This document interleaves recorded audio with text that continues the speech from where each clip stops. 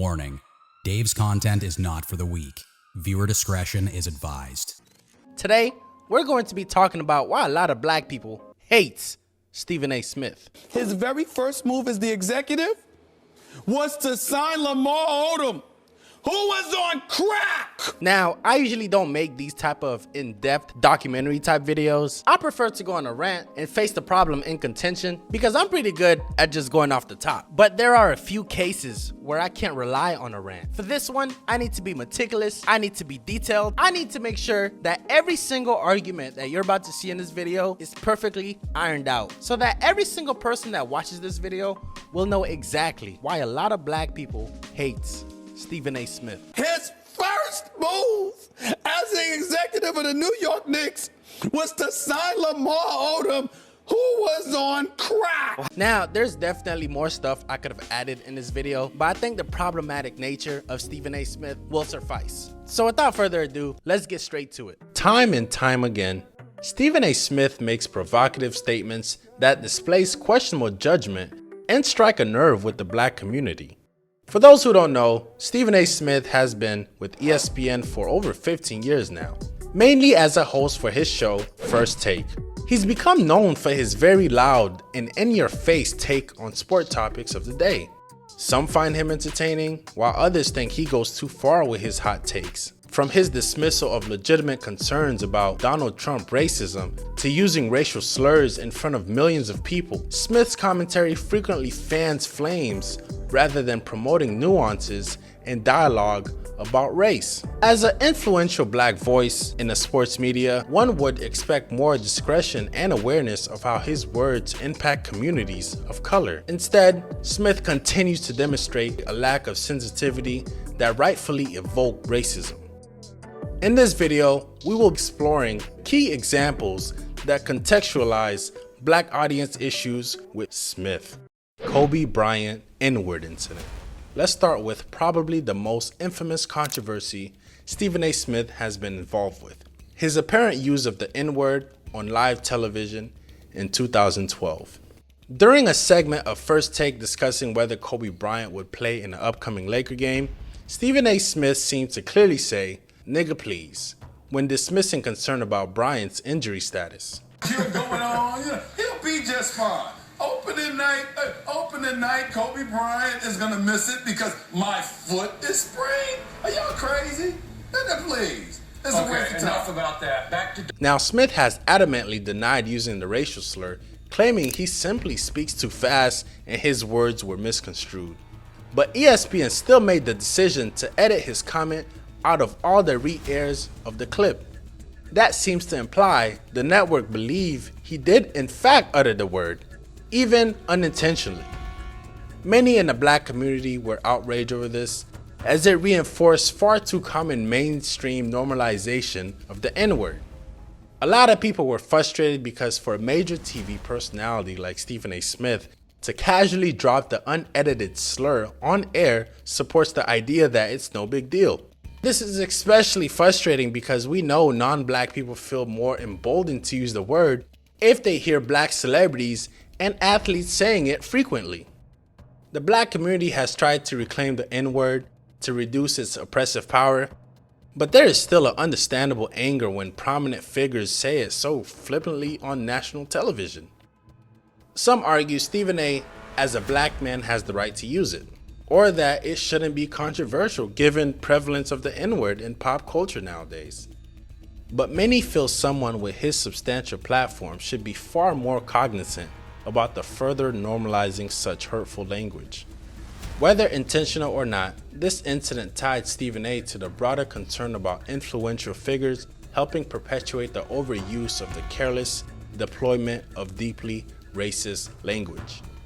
His voice reached millions, so failing to understand the immense power of his word, even when spoken hastily, displays a blind spot on racial sensitivity. For the black community, this situation with Kobe Bryant was about much more than just one standalone utterance. It represents a highly visible reminder that mainstream sports media continue to be too lax about the N-word and its ability to dehumanize it.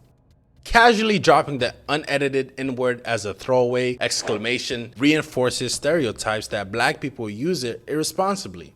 So, while Smith denied saying it, his lack of acknowledgement of accountability in the aftermath felt like a huge missed opportunity for a meaningful discussion. Now, to me, this is the least problematic issue on the list. Personally, I think people overcomplicate the use of the N-word. There's a lot of black figures and celebrities that use the word in their TV shows and their movies. So it's not as sentimental as a lot of black people try to make it out to be. Like, come on, self-respect starts when you respect yourself, not when other people give you respect. You would never hear an Asian celebrity use the word chink. You would never hear a Jewish person using whatever word they disassociate themselves with. If that word was really oppressive, then you probably shouldn't endorse celebrities that use it. But I digress. Regardless how I feel about the word nigga, there is a huge black conservative community that hates it. And when they turn on ESPN to watch sports, the last thing they want to hear is Stephen A. Smith saying nigga please on TV. Now, I'm not confirming that's what Stephen A. Smith said, but it sure did sound like it. Pushing Max Kellerman off First Take. Another one of his most controversial moves was his role in removing Max Kellerman off ESPN First Take in 2021. Kellerman had co-hosted the popular debate show with Stephen A. and Molly Qerim since 2016. But behind the scenes, tensions were mounting between the two leading personalities. Kellerman and Stephen A. often had chasing views on different things. In 2017, Stephen A. Smith and Max debated on First Take about the recent arrest of NBA player Zach Randolph for marijuana possession. Stephen A. kicked things off by making it clear he's completely against NBA players using weed recreationally. He said he's seen dudes show up to games high before, and he thinks that's straight up unacceptable. In Stephen A.'s opinions, fans shouldn't have to pay to watch athletes compete while they're stoned out of their mind.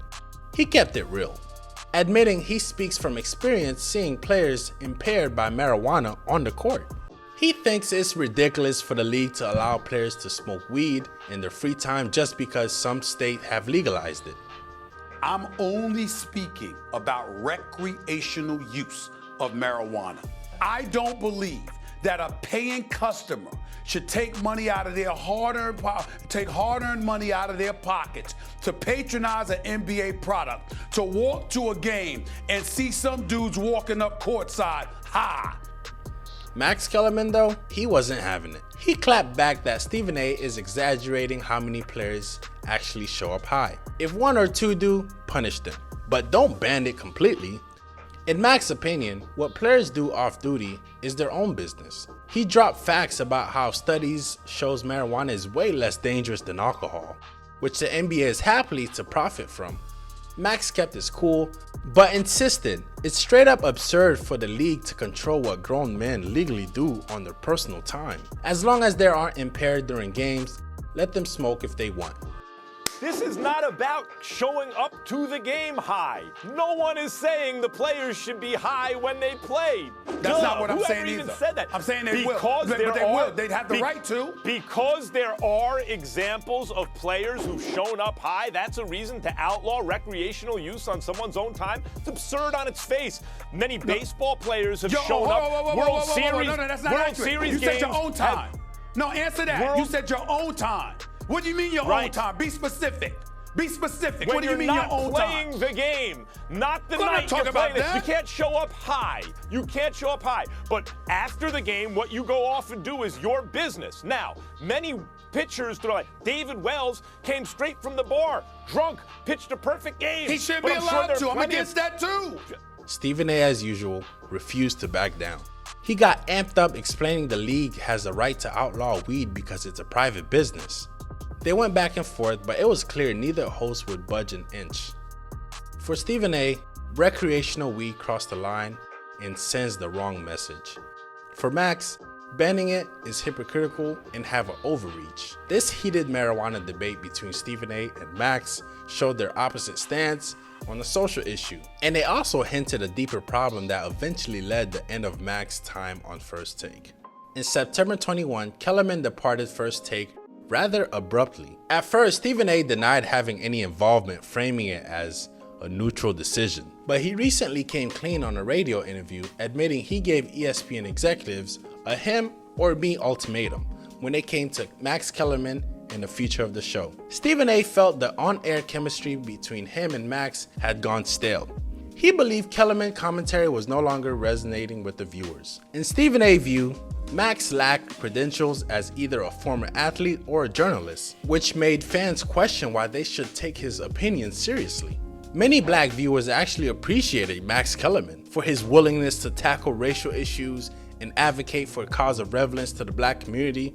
Kellerman also pushed back on some Stephen A's more questionable takes related to race. He demanded Max to be removed, or else he would quit. ESPN sided with their famous outspoken star who would bring on the ratings. More recently, during an episode of the Joe Budden podcast, Stephen A. Smith openly discussed the underlying reasoning behind Max Kellerman's departure from their show.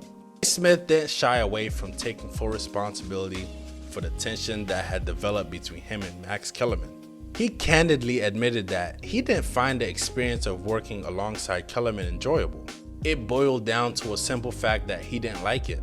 Stephen A. felt the show had lost its edge and was stagnant in terms of its appeal to the wider audience. He also pointed out that while he held a high regard for Max Kellerman's ability, he couldn't ignore a critical factor. Kellerman did not have the background of an athlete or a journalist. I would take full responsibility for that. That's totally my fault. Okay. And the reason why it was my fault, because I didn't like working with him, man. It's just that damn simple. I didn't like it. I thought the show was stale. I thought that we had flatlined when it came to the public at large, and I'm trying to win. I mean, I didn't want to go from number 1 to number 2 when Skip left. That's not what I wasn't having that. That shit was not going to happen. Did anything in the numbers say that you might have been headed that way? No, but to me it did. Creatively? To me it did, not just creatively, but the consistency of the number. Got it. In other words, it wasn't going this way. Yeah. It was just there. And not only that, it's like us being in this room right now. Come on, y'all. Y'all know the difference between something that's stale and something you pumped up for. You just know. Absolutely. And so that's what I was feeling. And it was like, listen, I had mad respect from him from the standpoint that white dude, highly intelligent, Ivy League educated from Columbia, smart as a whip, can talk his ass off, can talk about anything. And I get all of that. But you weren't an athlete and you weren't a journalist. Despite appreciation for his advocacy, Max Kellerman was gone from First Take after 5 years. Stephen A. replaced him with similar debate-style hosts like Kendrick Perkins and Michael Irvin, but none have aimed to fill the void left by Kellerman's unapologetic social commentary. Ousting Kellerman left a bad taste for those who felt he enriched debates with urgently needed fair perspectives. I think one of the main reasons why Stephen A. Smith took Max Kellerman off the show was when he had Terrell Owens on. Terrell Owens told him, "Max is blacker than you." Mentioned obviously Max is going to get in here, and like I said, I'm in the streets. Max almost seems blacker than you, Stephen A. with what he's coming, with his commentary. With all due respect, my brother. I'm just saying, dog. Wait a minute. Wait to finish. I'm just saying. I'm gonna check you right now. You done crossed the line. I'm just saying. Time. Wait a minute. You done crossed the line. I think that struck him to the core, and over the years, he started to grow resentment towards Max. Now, don't get me wrong, Max had some awful takes at times. With the game on the line, one shot, who would you rather have taking it, Iggy or Curry? Of everyone on Golden State, open shot, fate of the universe on the line, or the Martians have the death beam pointed at Earth, you better hit it. I want Iguodala. But we love Max. He was the perfect contrast to Stephen A. Smith antics. Now, let's get to the meat of this video. Feud with Quame Brown. One particular feud that ignited resentment from many black viewers was Stephen A. Smith's long-running spat with the former NBA player Quame Brown. It started back in 2001 when Brown was selected first overall in the first NBA draft by the Washington Wizards. This immediately brought huge expectation on the teenager Brown to become a superstar. But over a 12-year career, Brown never emerged as more than a role player, averaging just 6.6 points per game. He bounced between multiple teams, gaining a reputation as a draft bust, unable to meet his potential. In 2008, the Lakers traded Brown to Memphis in a deal for Marc Gasol.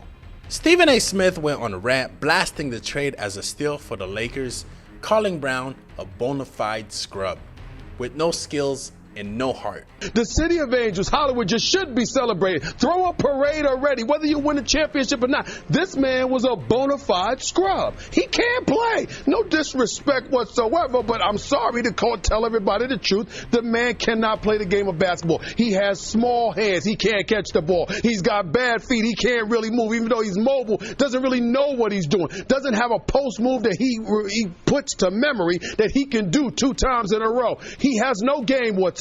Plays no defense, doesn't have the heart, the passion, or anything that comes with it. Smith's fiery criticism over Brown's play was harsh, but not completely unfair. As an analyst, assessing talent is his job. However, the degree of vitriol seemed rather personal and mean-spirited. Things escalated years later in 2021 when Brown called out Stephen A. Smith in a viral explicit Instagram rant. He invited Smith to meet him for a fight over the past criticism. Hey, Stephen A., you bald forehead, you were thinking you tough, saying all kind of shit like, oh, then you come see me. Well, let's go to Seattle and you sign a, well, Seattle, you ain't got to sign no waiver. Meet me in Seattle where you can have mutual combat and talk like that. I'll slap a it'll look like you got a toupee on the front of your head, or how hard I'll slap the back of your head, motherfucker. The hell you talking about? Brown was clearly fed up with being the ongoing butt of jokes. Rather than emphasizing with Brown's outrage, Stephen A. dismissed it as an overreaction. He basically mocked Brown further by airing a supercut of his own court blunders as evidence he was right about Brown's lack of ability. This petty feud connects back to broader issues Stephen A. has understanding about his words impacting real people. Yes, critiquing Brown's game is questionable, but refusing to acknowledge the harm done by relentlessly denigrating him shows ignorance. Here we go. As a black man given rare visibility in sports media, Stephen A. should grasp the weight of his voice. Tearing down other black athletes for entertainment without considering their humanity reinforced troubling dynamics. Brown clearly felt disrespected by how cruel his career was framed by prominent voices like Smith, but Stephen A. showed no remorse, essentially laughing off Brown's anger to pander to his audience. In the end, Stephen A.'s one-side feud with Quame Brown symbolizes his frequent lack of empathy when embroiled in controversy.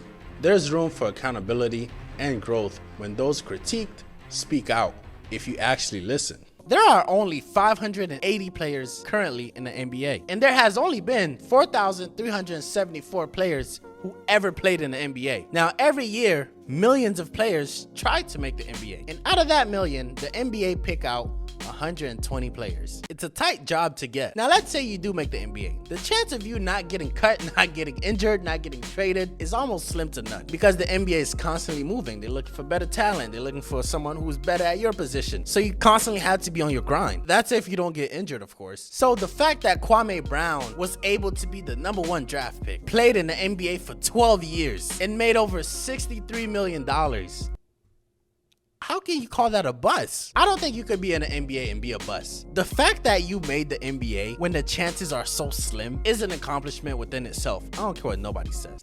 Criticism of Lamar Odum. In another incident, in 2017, Stephen A. Smith found himself embroiled in controversy due to his sharp critique of New York Knicks president Phil Jackson.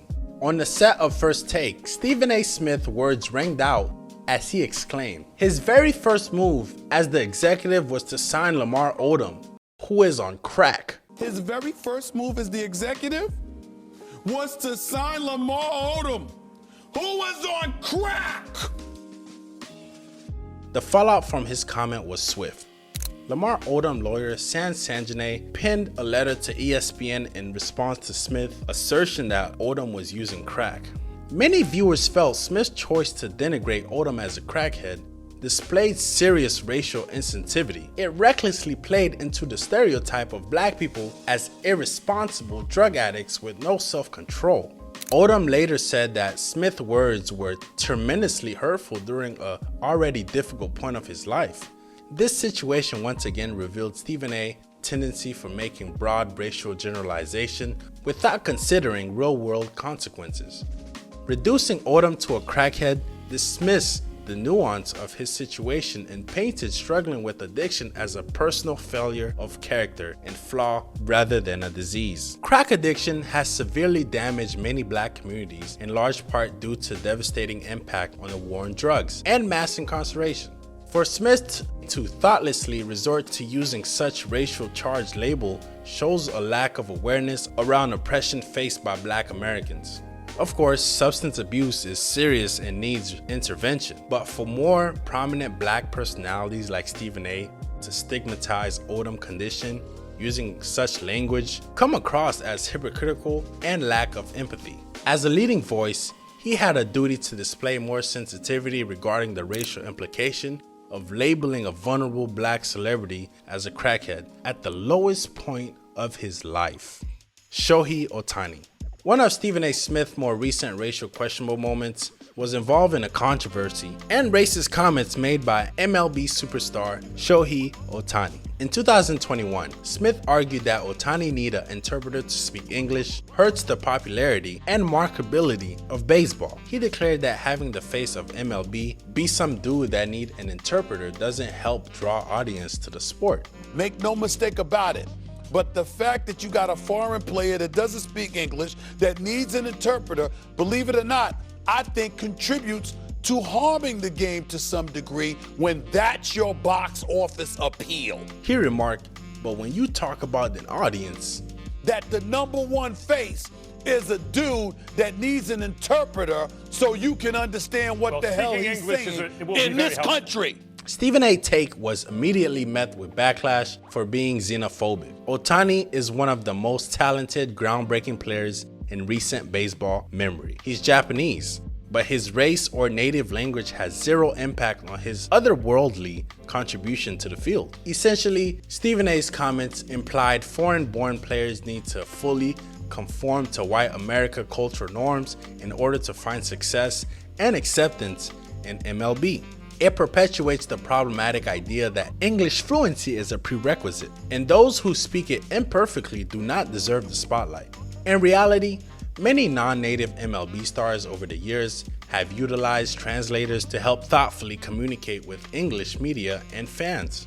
All-the-time great like Ichiro Suzuki made it a point to use an interpreter at all times. Even though he could speak English well, the translator allowed them to articulate complex thought in their most comfortable language. Shohi Otani has skyrocketed to fame because of his unparalleled mix of pitching and hitting talent, not anything to do with his personality or English skills. Smith's comment came across as demanding Otani to be more Americanized in order to appease xenophobic fans. They also exposed ongoing narrow-minded beliefs about who gets to be the authentic face of a sport deeply tied to American culture. The insinuation that needing a translating service somehow lessened Otani's value as a player or draw for MLB reveals a dated, discriminatory ways of thinking. Defending Trump against racism accusations. The final Stephen A. Smith situation I want to highlight is his recent defense of Donald Trump in response to an accusation that former president is racist. In an interview last year, Stephen A. casually dismissed concerns about Trump's extensive history of bigoted speech and policies. He shared that he used to interact positively with Trump at sporting events before his presidency. When the interviewer directly asked Smith if he considers Trump to be a racist, he flippantly responded, He's not against black people, he's against all things not named Trump. He painted Trump as not unnecessarily racist, but simply self-interested in putting his ego first. Smith's comment rightfully drew intense criticism from many black Americans familiar with Trump's clear documented tendency to promote prejudice against people of color. Throughout his business career and political life, Trump has shown an obvious pattern of toxic racism and white nationalist tendencies. Chinese virus will be invoking the Defense Production Act. Most recently, Trump used racially insensitive terms like Chinese virus and Kung Flu when referring to the coronavirus. These terms exploit the kind of fear and prejudice he capitalized on during his 2016 presidential campaign. Additionally, Trump insinuating that Kamala Harris, who is black, was not eligible to run for vice president, echoing the baseless birth conspiracy theory he propagated about former President Barack Obama. Today, that she doesn't meet the requirements. And by the way, the lawyer that wrote that piece is a very highly qualified, very talented lawyer. I have no idea if that's right. I would have assumed the Democrats would have checked that out before she gets chosen to run for vice president. But that's a very serious. You're saying that they're saying that she doesn't qualify because she wasn't born in this country. Back in 1973, Trump and his company Trump Management faced a Department of Justice lawsuit for housing discrimination against African Americans renters.